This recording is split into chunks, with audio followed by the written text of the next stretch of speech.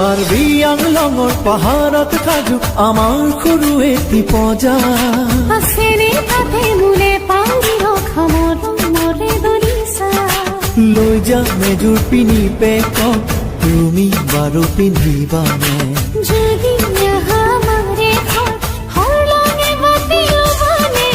কাৰ্বি আংলঙৰ পাহাৰত সাজু আমাৰ সৰু এটি পজা